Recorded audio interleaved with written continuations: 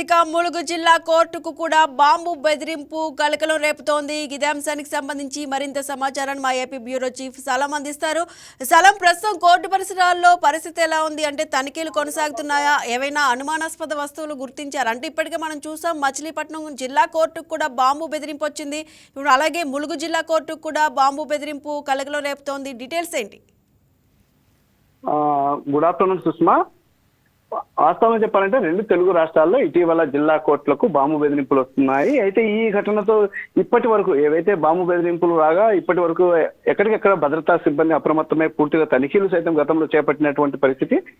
ఎక్కడ కానీ ఆగంతకులు మెయిల్ ద్వారా చేసేటటువంటి ఈ బెదిరింపులకు ఇప్పటి వరకు ఎలాంటి అంటే ఇవి ఎక్కడ కానీ నిజరూపణ కాలేదని చెప్పవచ్చు. అయితే వాస్తవంగా తాజాగా ఇప్పుడు తెలంగాణలో ఉన్నటువంటి ములుగు జిల్లా కోర్టుకు నేడు యథాతథంగా కార్యకలాపాలు ప్రారంభమైన సమయంలో జిల్లా కోర్టుకు మెయిల్ ద్వారా అంటే ఆగంతకుడు మెయిల్ ద్వారా బెదిరించినటువంటి పరిస్థితి. ఏదైతే బాంబు కోర్టులో బాంబు పెట్టినట్లు ఆగంతకుడు మెయిల్ ద్వారా సమాచారం ఇచ్చాడు. అయితే దీనితో అక్కడే ఉన్నటువంటి భద్రతా సిబ్బంది అప్రమత్తమై కోర్టు సిబ్బందిని కూడా అప్రమత్తం చేశారు. దీనితో అందరూ కోర్టు వెలుపలికి రాగా బాంబు స్క్వాడ్ సిబ్బంది ఏదైతే ములుగు జిల్లాకు సంబంధించినటువంటి బాంబు స్క్వాడ్ సిబ్బంది రంగంలో దిగారు. కోర్టు ప్రాంగణంలో పాటు కోర్టు లోపల కూడా క్షుణ్ణంగా పోలీసులు తనిఖీలు నిర్వహిస్తున్నారు. అయితే ఇప్పటికే మొత్తం అణువు తనిఖీ నిర్వహిస్తుండగా అయితే లాయర్లు ఉద్యోగులు ఏదైతే కక్షిదారులు వచ్చారో వారందరినీ బయటికి పంపించి పోలీసులు తనిఖీ చేస్తున్నటువంటి పరిస్థితి. అయితే ఇటీవల కాలం మీరు చెప్పినట్లు మచిలీపట్నం కోర్టు కూడా ఇలాంటి బెదిరింపే వచ్చినటువంటి పరిస్థితి. అదే ఇటీవల కాలంలో దాదాపుగా మనకు ఒక 2-3 నెలలుగా నల్గొండ జిల్లా అదేవిధంగా తిరుపతి కోర్టు ఇలా పలు ప్రధాన హోటళ్లకు కూడా ఇలాంటి బెదిరింపులు కాల్స్ అదేవిధంగా బెదిరింపు మెయిల్స్ వచ్చినటువంటి పరిస్థితి, బాంబు బెదిరింపులు. అయితే దీనితో భద్రతా సిబ్బంది మాత్రం అప్రమత్తమై ఎప్పటికప్పుడు తనిఖీలు చేయడం జరిగింది. అయితే ఎవరైతే ఇలాంటి ఆగంతకులు చేసేటటువంటి మెయిల్ ఎవరైతే చేస్తున్నారో అటువంటి వారిపై చట్టరీత్యా చర్యలు తీసుకోవాలని కూడా కోరుతున్నటువంటి పరిస్థితి. ఎందుకనంటే వాస్తవంగా ఒక జిల్లా కోర్టుకు ఇలాంటి బెదిరింపులు రావడం అనేది ఇలాంటి బెదిరింపులు రావడము ఒక సంచలనం అనే చెప్పుకోవచ్చు. ఎందుకనంటే జిల్లా కోర్టు కార్యకలాపాలు ఎప్పుడు బిజీగా సాగుతుంటాయి. ఇలాంటి తరుణంలో ఇలాంటి బెదిరింపులు రావడం వల్ల కాస్త కార్యకలాపాలకు అంతరాయం కలిగేటటువంటి పరిస్థితి ఉంది. దీనిపై ఇప్పటికే పోలీస్ సిబ్బంది పూర్తి స్థాయిలో తనిఖీ నిర్వహిస్తారు. అదేవిధంగా అసలు ఈ అగంతకుడు ఎక్కడి నుంచి మెయిల్ చేసేట అనేటటువంటి కోణంలో ఐడి ద్వారా ఇప్పటికే ఐటీ విభాగం పోలీసులు కూడా పూర్తి స్థాయిలో దర్యాప్తు సాగిస్తున్నారు.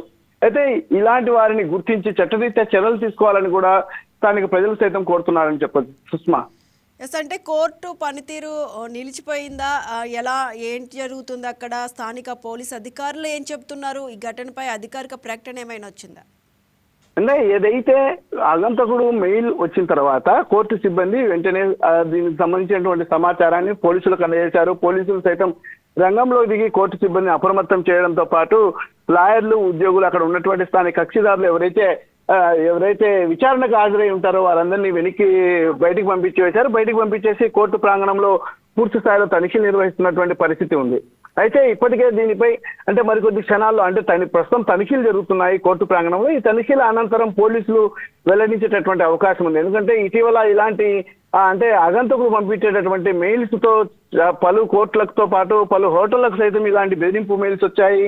మనం చూడొచ్చు. మనం తిరుపతిలో కూడా వరుసగా గతంలో ఒక 2 నెలల క్రితం ఇలాంటి బెదిరింపులో వచ్చినటువంటి పరిస్థితి. చివరకు పోలీసులు పూర్తి స్థాయిలో తనిఖీలు నిర్వహించి బాంబు స్క్వాడ్ బృందం కూడా తనిఖీలు నిర్వహించి ఇది కేవలం బెదిరించేందుకు మాత్రమే ఇలాంటి మెయిల్ వచ్చినట్లు ఫోన్ కాల్ వచ్చినట్లు లాస్ట్ కు తెలిసినటువంటి పరిస్థితి. ఇది కూడా అదే తరహా మెయిల్ అనే తరహాలోనే పోలీసులు భావిస్తున్నారు. కానీ ఏదేమైనప్పటికీ ముందస్తు జాగ్రత్త చర్యగా న్యాయస్థానంలో ఉన్నటువంటి వారిని లాయర్లను ఉద్యోగులను బయటికి పంపించి ఇప్పటికే పూర్తి స్థాయిలో క్షుణ్ణంగా తనిఖీ చేస్తున్నటువంటి పరిస్థితి ఉంది. అయితే మరికొద్ది గంటల్లో మాత్రం పోలీసులు దీనిపై ప్రకటన జారీ చేసేటటువంటి అవకాశం ఉంది సుష్మా. సలం, అంటే ఆ చుట్టుపక్కల ఉన్న ప్రజలు గాని స్థానికులు న్యాయవాదులు ఎలా స్పందిస్తున్నారు? అంటే ఇలాంటి బాంబు బెదిరింపులు ఇటీవల కాలంలో తరచుగా జిల్లా కోర్టులకు వస్తున్నటువంటి పరిస్థితి ఉంది. అదేవిధంగా కొన్ని ప్రధానమైనటువంటి కేంద్రాల్లో ఉండేటటువంటి హోటళ్లకు సైతం ఇదే తరహాలో వస్తున్నటువంటి బాంబు బెదిరింపులు వస్తున్నటువంటి పరిస్థితి ఉంది. అయితే మెయిల్స్ కు వచ్చేటటువంటి మెయిల్ కు సెండ్ చేసే ఆగంతకులు మెయిల్ కు సెండ్ చేయడము అదేవిధంగా ఫోన్ కాల్స్ చేయడం వీటన్నిటి పట్ల ఇప్పటికే స్థానికులు సైతం ఇలాంటి ఆగడాలకు ఎవరైతే పాల్పడుతున్నారో అటువంటి వారిని గుర్తించి చట్టరీత్యా చర్యలు తీసుకోవాలని చెప్పేసి స్థానికులతో పాటు అదేవిధంగా ఏదైతే లాయర్లు ఉన్నారో వారు కూడా కోరుతున్నటువంటి పరిస్థితి. ఎందుకంటే కోర్టు విచారణకు వచ్చినట్టు వారిని ఇబ్బంది కలిగించే విధంగా ఇలాంటి బెదిరింపులు మారాయి.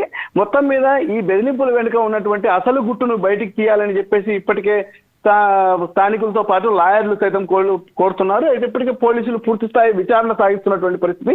ఈ మెయిల్ ఎక్కడి నుంచి వచ్చింది, మెయిల్ వెనుక ఉన్నటువంటి అసలు రహస్యం ఏంటి అనే కోణంలో పోలీసులు ప్రస్తుతం దర్యాప్తు చేస్తున్నారు. సుష్మా. రైట్, థ్యాంక్ యూ సలాం. Thank you Sushma. Please subscribe to YK TV Network. Please subscribe to YK TV. Please watch YK News. Subscribe to YK TV. Please subscribe to YK TV. Subscribe to YK TV. Please do subscribe to YK TV. And do subscribe to YK TV. Subscribe YK TV. YK టీవీని subscribe చేసుకోండి. Please do subscribe YK channel.